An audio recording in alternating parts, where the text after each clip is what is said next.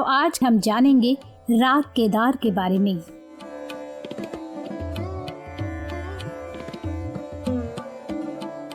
राग केदार, जिसे कि केदारा के नाम से भी जाना जाता है, ये एक हिंदुस्तानी शास्त्रीय राग है।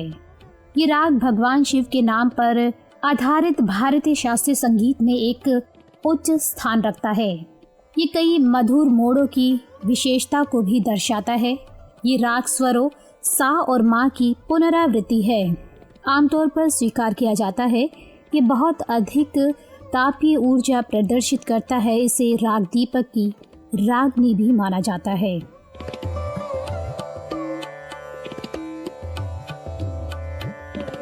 शुद्ध मध्यम से पंचम तक गंधार का स्पर्श या गंधार से पंचम तक एक सहज मार्ग रूप में ये व्यक्त किया जाता है। ये राग कल्याण ठाट से निकलता है। इस राग का नाम भगवान शिव के नाम पर रखा गया है और ये भगवान कृष्ण को भी प्रिय है। माना जाता है कि भगवान कृष्ण ने अपनी बांसुरी पर ये राग बजाया था और गोकुल में इस राग से हर कोई मंत्र मुग्ध हो गया था। ये राग जो है षाडव संपूर्ण प्रकृति का है, अर्थात इसके आरोह में केवल 6 स्वरों का ही प्रयोग किया जाता है और अवरोह में सभी 7 स्वरों का उपयोग किया जाता है।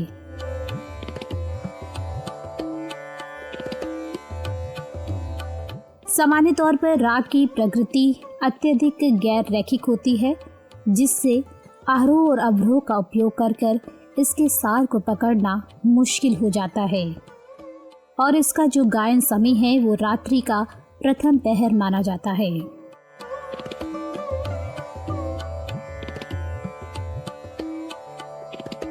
केदार 5 रागों में से एक है जो हमीर, गौड़, सारंग, कमोद, छायानत और केदार के साथ कल्याण पंचक या पांचे बनाते हैं। केदार एक प्राचीन राग है जिसमें विभिन्न शैलियों के शास्त्रीय गीत जैसे कि ख्याल, ठुमरी, ध्रुपद, साथ ही इस पे आधारित कुछ शास्त्रीय गीत आते हैं।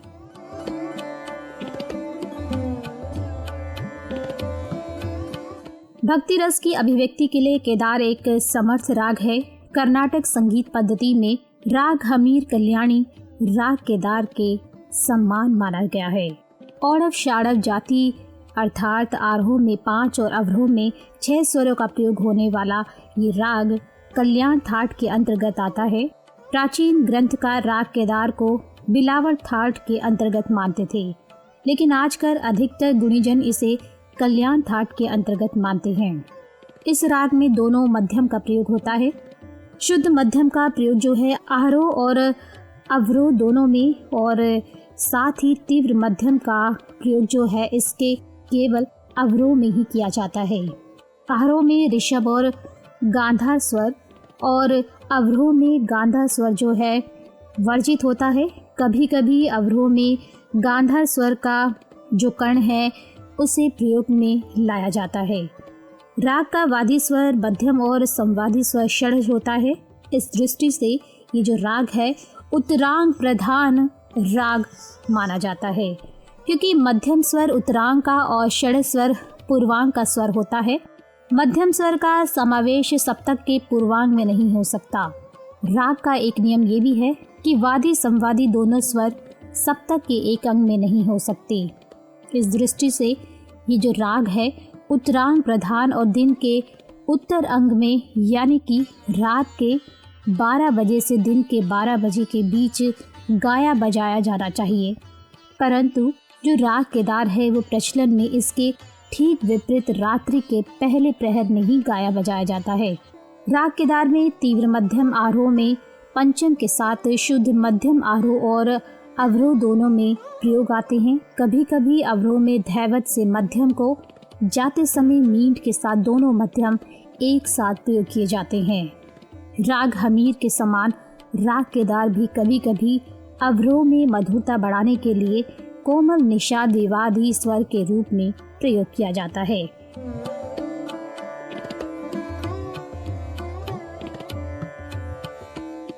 चलिए अब बढ़ते हैं और आपको बताते हैं राग केदार पर आधारित कौन सी फिल्में थीं। नौशाद की संगीत प्रतिभा को शिखर पर ले जाने में 1960 के फिल्म मुगले आजम का बहुत बड़ा योगदान रहा है। इस फिल्म का पूरा संगीत ही अविस्मरणीय रहा है। फिल्मों के प्रसंग के अनुसार नौशाद उस समय के दिग्गज शास्त्रीय गायकों को आमंत्रित कर गवाने से कभी नहीं चूके थे। 1952 की फिल्म बैजू बावरा में उस्ताद आमिर खान और पंडित दत्तात्रेय विष्णु पुलस्कर के स्वरों में और सन 1954 की फिल्म शबाब में दोबारा उस्ताद आमिर खान के स्वरों में ऐसा प्रयोग कर वे अपनी प्रतिभा का प्रदर्शित कर चुके थे।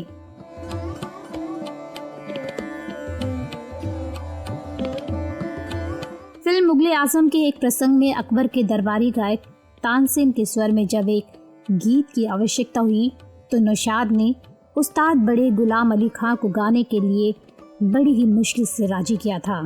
उस्ताद का राग सोहनी में गाया ये गीत था प्रेम जोगन बनके।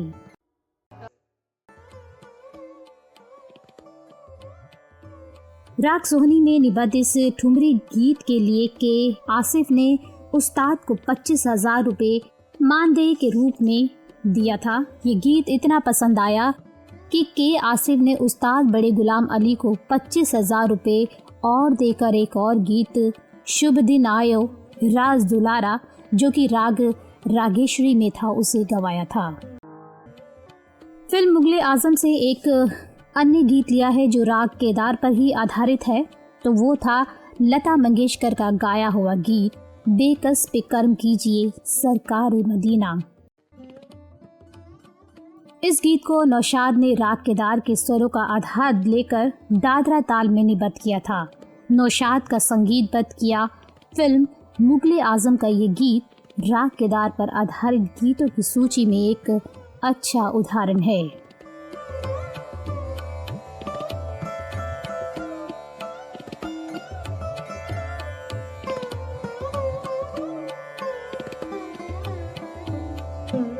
और वहीं सन 1971 में ऋषिकेश मुखर्जी की एक फिल्म आई थी। फिल्म गुलजार ने लिखी थी। इस फिल्म में एक दो नहीं बल्कि दर्जनों अभिनेता अभिनेत्रियों ने एक्टिंग की थी। तो अगर आपको यकीन ना हो तो हम आपको उनके नाम बताते चलते हैं। तो इस फिल्म में अमिताभ बच्चन, राजेश खन्ना, विनोद खन्ना, धर्मेंद्र, शत्रुघ्न सिन्हा, दिलीप कुमार, नवीन निश्चल, प्राण जैसे दिग्गज अभिनेता पर्दे पर नजर आए थे। इसके अलावा माला सिन्हा और शशिकला जैसी अभिनेत्रियों ने भी इस फिल्म में काम किया था। इस फिल्म में ही दर्शकों ने अभिनेत्री जया भादुरी को पहली बार पर्दे पर देखा था।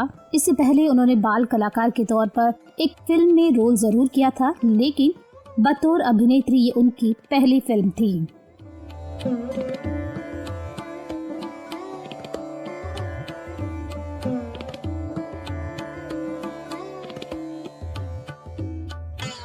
तो अब तो जहाँ तक मेरा ख्याल है कि आप समझ ही गए होंगे कि हम कौन सी फिल्म का जिक्र कर रहे हैं।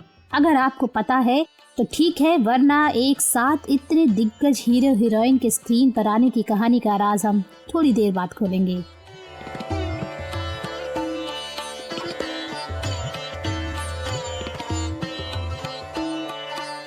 तो चलिए आपको बताते हैं कि ये वो दौर था जब सिल्वर स्क्रीन पर हेमा मालिनी और मुमताज जैसी हीरोइनों का जलवा था।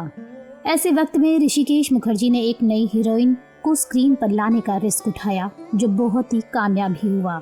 इस रोल के लिए उस अभिनेत्री को फिल्म फेयर अवार्ड का नॉमिनेशन भी मिला।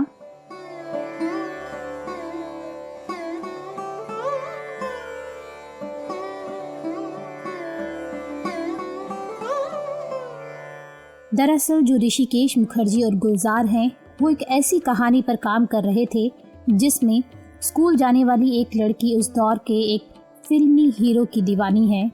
उसे उस हीरो में सुपरमैन दिखाई देता है। उसे लगता है वो हीरो कुछ भी कर सकता है। उस नादान लड़की को नहीं पता कि रियल लाइफ और रियल लाइफ के बीच में अंतर क्या होता है। फिर आखिर में उस लड़की को बड़ी ही चतुराई के साथ इस फर्क का एहसास कराया जाता है।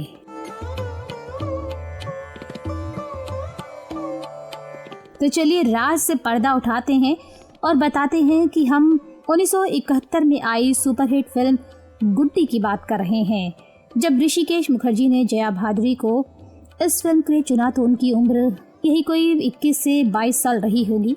जया को फिल्म में अपनी उम्र से 5 से 6 साल कम उम्र की एक स्कूल जाने वाली भोली वाली लड़की का किरदार निभाना था, जिसे उन्होंने बखूबी निभाया भी। हालांकि कहते हैं ये रोल जया भादुरी के करियर पर ऐसा चिपका कि उनकी वो भोली भाली इमेज निर्देशकों और दर्शकों के दिलो दिमाग पर लंबे समय तक छाई रही।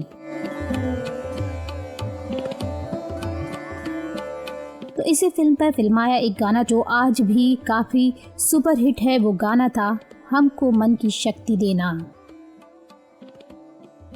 इस गाने में जया भादुरी की एंट्री से लेकर एक आंख खोलकर देखने की बदमाशी दर्शकों को बहुत ही रियलिस्टिक लगी। यूँ तो अब आपको याद आ ही गया होगा कि इस फिल्म में दर्जनों स्टार के पर्दे पर आने की वजह क्या थी, लेकिन अगर आप भूल रहे हों तो हम आपको बता दें कि दरअसल इस फिल्म में जया भादुरी धर्मेंद्र की दीवानी होती है। उन्हें धर्मेंद्र की दीवानगी से बाहर निकलने और असल जिंदगी और फिल्मी दुनिया का फर्क समझाने के लिए अभिनेता उत्पल दत्त ये चाल चलते हैं। एक के बाद एक कैमियो रोल में बड़े बड़े स्टार सामने आते हैं और गुड्डी को जिंदगी की हकीकत समझ आती है। तो आपको बता दें जो इसमें गीत था हमको मन की शक्ति देना, ये गाना राग केदार में ही कंपोज किया गया है।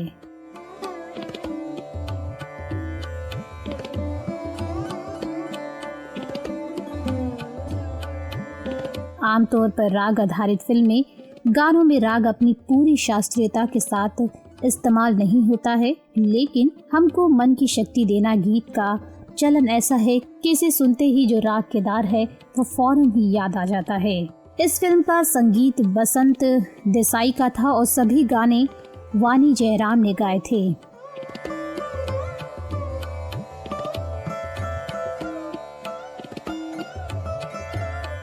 राग केदार पर आधारित एक और फिल्मी गीत की ऐसी ही कहानी आपको सुनवाते हैं।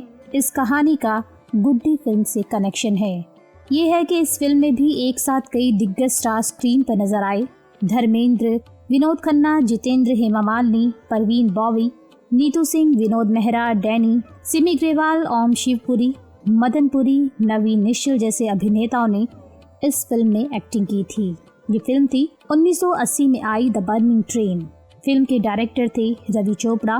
फिल्म का स्क्रीन प्ले जाने माने लेखक कमलेश्वर ने लिखा था और संगीत दिया था R.D. बर्मन ने। इस फिल्म का ये गीत भी राग केदार पर ही कंपोज किया गया था, जिसके बोल थे पल दो पल का साथ हमारा, पल दो पल के याराने हैं। तो आप पाएंगे कि दोनों गानों के जो सुर हैं वो एक जैसे लगते हैं। ऐसा इसलिए क्योंकि दोनों गानों का परिवार एक ही है, वो है राग केदार। तो इन दो बेहद लोकप्रिय गानों के अलावा और भी तमाम गाने थे जो कि राग केदार पर ही फिल्माए गए थे।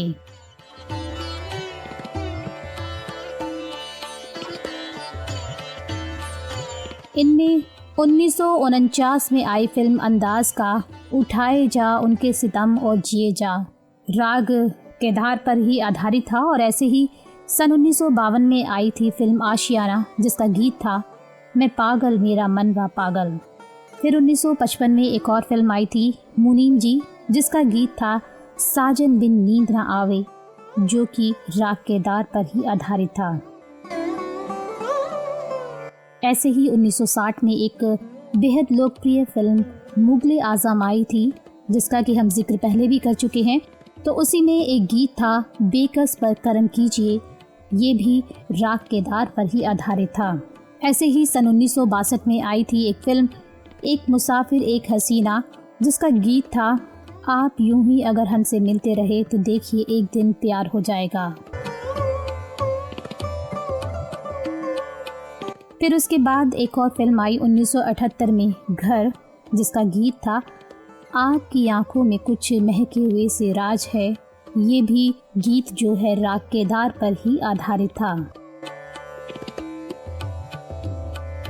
तो ये कुछ फिल्में थी जिसमें गाए कुछ गीत जो थे राग केदार पर आधारित थे।